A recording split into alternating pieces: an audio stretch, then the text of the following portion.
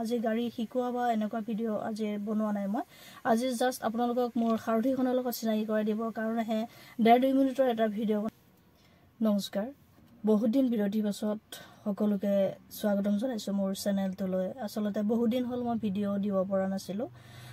কাৰণ আগৰ মোৰ যিখন গাড়ী আছিল আইটেন গাড়ীখন নিগনি ওয়াৰবোৰ কাটি যথেষ্ট পৰিমাণে নষ্ট কৰি দিয়াৰ কাৰণে মই ভয়তে গাড়ীখন চলোৱা নাছিলো আসলতে আৰু পিছত এখন নতুন গাড়ী যোগাৰ কৰিবৰ কাৰণে মোক অলপ কিছু সময় প্ৰয়োজন হৈ গল কাৰণ পইচা পাতিৰ কথা আছে যেহেতু আমি মিডল ক্লাছ ফেমিলিৰ হয় গতিকে টকা পইচাখিনি যোগাৰ কৰোঁতে মোক অলপ সময়ৰ প্ৰয়োজন হৈ গল তথাপিও মই যিখন পুৰণা গাড়ী আছিল এক্সচেঞ্জৰ যিটো প্ৰাইস আহিছিল তাৰ লগত লগাই 3.5 লাখ টকাহে মই ডাউন পেমেন্ট দিব পাৰিছো আৰু বাকি গাড়ীখনৰ অনুৰোধ প্ৰাইস আহিছে 7,56,000 টকা আৰু এসেসৰিজ 27,000 মান টকা মই এসেসৰিজ লগাইছো আৰু গাড়ীখন হৈছে মোৰ এখন নতুন যিখন লৈছে এখন Celerio ZXi Plus Maruti Suzuki গাড়ী হয় আগত মোৰ হুন্ডা গাড়ী আছিল আৰু আগৰ গাড়ীখনতকে এখন গাড়ী চলাই মই ভালে পাইছো বাৰু আৰু বাকি মোৰ লোন এমাউন্টটো হলগে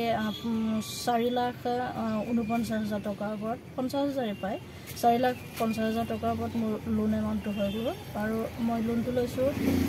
HDFC বেংকৰ পৰা আপোনালোকে যদি কেতিয়াবা গাড়ী লয় HDFC বেংকৰ থ্ৰুদি ল'ব কাৰণ তাতে ইন্টাৰেষ্টটো অকনমান কম হয় বেলেগ বেংকৰ তুলনাত আৰু পিছত মই গাড়ী শিকোৱাৰ বিষয়ে আৰু গাড়ীখন কেনেকৈ চলাব এই বিষয়ে মই পিছত ভিডিঅ' লৈ আহিম আজি গাড়ী শিকোৱা বা এনেকুৱা ভিডিঅ' আজি বনোৱা নাই মই আজি জাস্ট আপোনালোকক মোৰ সাৰথিখনৰ লগত চিনাকি কৰাই দিব কাৰণেহে 1.5 মিনিটৰ এটা ভিডিঅ' বনাইছো আৰু পাছত গাড়ীখন চলাই মোৰ কেনেকুৱা লাগিছে আগৰখন কেনেকুৱা লাগিছিল আৰু এতিয়া এখন কেনেকুৱা লাগিছে সকলোবোৰ ডিটেইলছ লৈ পেলাই মই আকৌ খুব সোনকালে এটা নতুন ভিডিঅ' লৈ আহিম তেতিয়ালৈকে আহো ধন্যবাদ